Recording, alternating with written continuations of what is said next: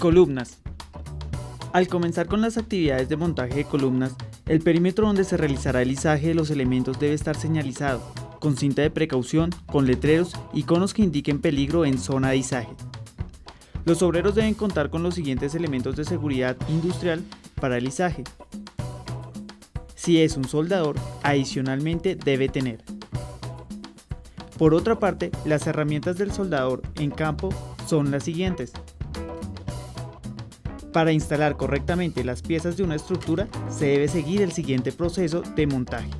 Primero, traslado de la columna del taller a la obra. Este paso es de importancia porque debe garantizar que las piezas lleguen sin abolladuras. Dentro de la logística del procedimiento se debe conocer con anterioridad las dimensiones, la capacidad de los equipos de transporte y de carga. Se debe evaluar la longitud máxima, el peso máximo, los accesos de la obra y el costo del acarreo. El traslado de los elementos inicia una vez esté lista la cimentación y ésta tenga instaladas las placas base, para poder iniciar con el montaje de los pórticos. En ocasiones, las columnas exceden la longitud máxima que se puede transportar dentro de la ciudad. Cuando esto sucede, la columna es fraccionada en longitudes que no sobrepasan el tamaño del vehículo que las transporta. Todas las secciones de la columna se transportan con anterioridad a la obra, para cumplir los plazos de entrega y así no retrasar el montaje de la estructura. Segundo, almacenamiento y descarga de materiales. La descarga de los materiales se realiza de tal forma que se minimicen los daños en los elementos. Una vez son recibidas las piezas en obra, se puede izar inmediatamente o almacenar si es necesario. Previo al montaje de cualquier elemento de acero, se debe tener identificados todos los materiales que se van a utilizar en el izaje, como tornillería, soldadura, equipos de soldadura y elementos auxiliares, con el fin de optimizar el tiempo y seguir los tiempos de programación de obra. Tercero, plomeo y alineamiento. En esta actividad se requiere de la utilización de dos plomadas, una colgada del extremo superior y otra aproximadamente a la mitad de la columna. Generalmente las plomadas están sujetas a la columna verticalmente por medio de alambre, y estas sirven como referencia para ratificar la perpendicularidad con respecto a un nivel de referencia. El alineamiento es la ubicación espacial del elemento según lo indiquen los planos estructurales. Esta actividad se realiza con ayuda de las platinas guía. Dicha labor es ejecutada por una cuadrilla de plomeo y alineamiento con la ayuda de un equipo de topografía que indica la posición exacta dentro del lote. Sin embargo, aunque dichas labores ubiquen las columnas de manera vertical y espacial, esto tan solo es una aproximación, ya que existen faltas de alineamiento que vienen inclusive de fábrica y que se deben modelar en el diseño por medio de las cargas notacionales. Teoría de columnas. Compresión. Deflexión elástica.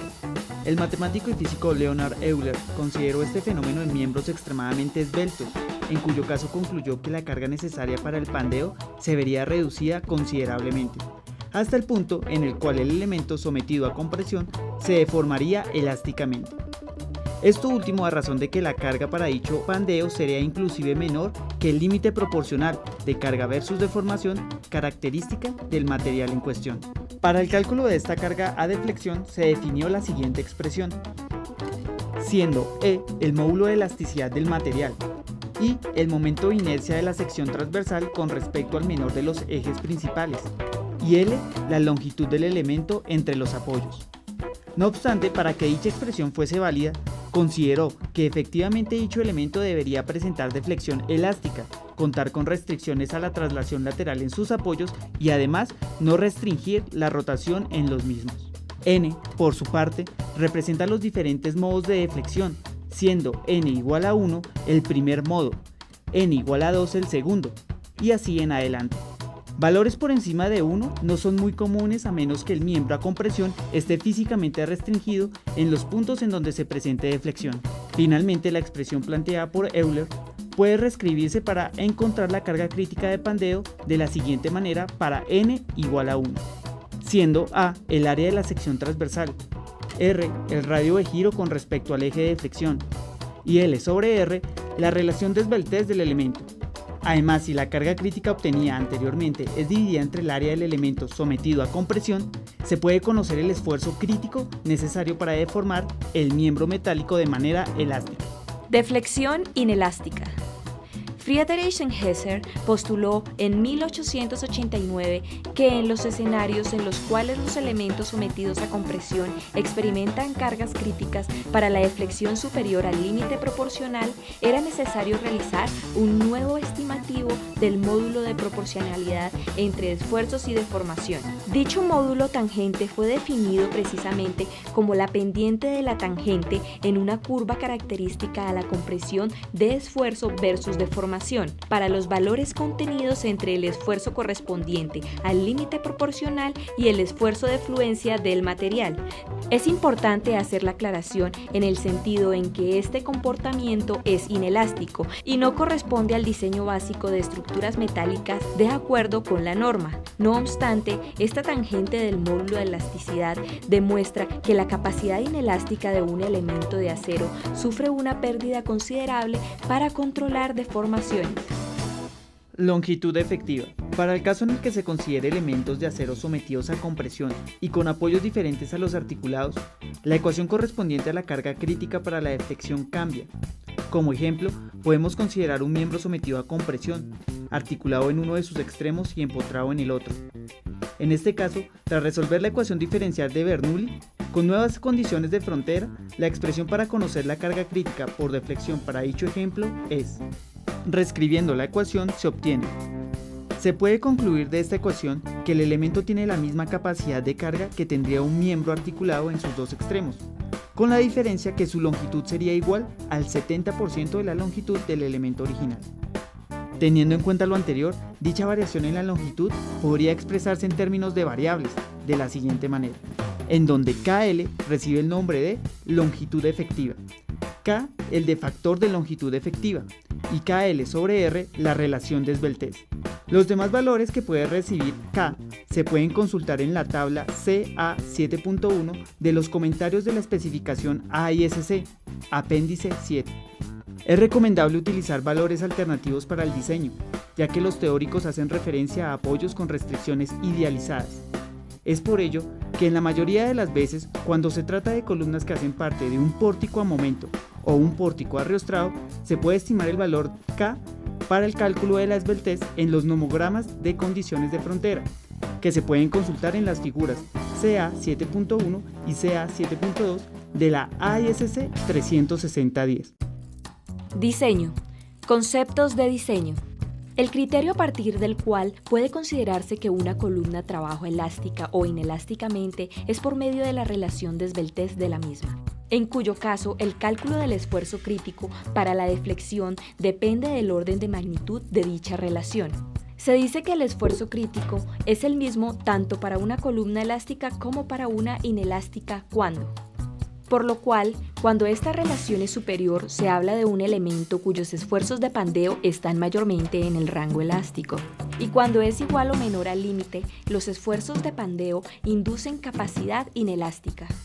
Es importante recalcar que la relación de esbeltez debe tomar en consideración el radio de giro del elemento, tanto en dirección X como en Y, en la expresión KL sobre R, para posteriormente determinar con los apoyos suministrados y para la dirección de acción de las cargas, cuál es el radio de giro que gobierna el diseño. En el caso de edificios que no cuentan con arriostramientos, generalmente el radio de giro menor es el que gobierna. Estabilidad local. Se habla de pandeo local cuando la resistencia a la compresión no se puede desarrollar en su totalidad. Esto debido a que los elementos transversales, tales como aletas y almas, son muy esbeltos. Se puede conocer si un miembro es susceptible a este tipo de falla mediante la relación ancho-espesor, para la cual es necesario analizar tanto los elementos no atiezados, los cuales no poseen ningún soporte o rigidizador a lo largo del miembro, ejemplo, aletas y brazos de perfiles en L, como los elementos atiezados, que a diferencia de los primeros, sí están restringidos a lo largo de dicho miembro, como almas de vigas tipo W o C. Los valores límites para la relación ancho-espesor se suministran en la AISC B4.1, clasificación de secciones por pandeo local. Asimismo, las secciones transversales pueden ser clasificadas como compactas o no compactas. Esta relación ancho-espesor puede expresarse mediante la letra griega lambda, y su cálculo puede variar según el tipo de sección transversal en consideración.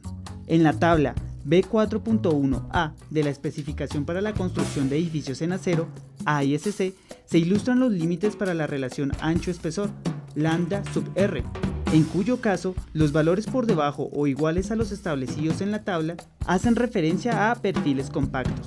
La tabla adicionalmente está dividida en dos partes, elementos no rigidizados y elementos rígidos. Para los perfiles tipo I y H, la relación ancho-espesor puede obtenerse mediante la siguiente expresión, en donde B sub F y T sub F son el ancho y el espesor del patín respectivamente. El límite superior para dicha relación es: las almas de los perfiles tipo I y H se consideran como elementos atiesados y la relación ancho-espesor en este caso se obtiene mediante la siguiente expresión. Siendo H la distancia entre las raíces de los patines y T sub W el espesor del alma. El límite superior es: en el caso en el que se trabaje con perfiles no compactos, es decir, elementos que estén por encima de los valores límites establecidos por la AISC lambda sub R, es necesario acudir al capítulo E7 de la especificación americana AISC y de la misma manera estimar las máximas capacidades teóricas que el elemento puede lograr, a pesar de no cumplir con los mínimos para que el perfil sea considerado compacto. Pandeo torsional y flexio-torsional. Pandeo torsional. Este tipo de falla se caracteriza por la torsión generada alrededor del eje longitudinal del elemento. Este puede ocurrir únicamente en elementos con secciones transversales doblemente simétricas y con elementos muy esbeltos en su sección transversal. Pandeo flexo-torsional. Este tipo de falla es la combinación del pandeo por flexión y el pandeo torsional. En este, el elemento se flexiona al mismo tiempo que se tuerce a lo largo del eje longitudinal. Es común ver este tipo de fallas tanto en elementos con un solo eje de simetría como canales T estructurales, ángulos dobles y simples de lados iguales, como en aquellos que por el contrario no tienen ningún eje de simetría, como lo son ángulos simples de lados desiguales. La sección E4A de la ISC cubre los escenarios en los cuales se tengan en consideración ángulos dobles y perfiles tipo T. De la misma manera, la sección E4B proporciona herramientas de análisis para perfiles asimétricos.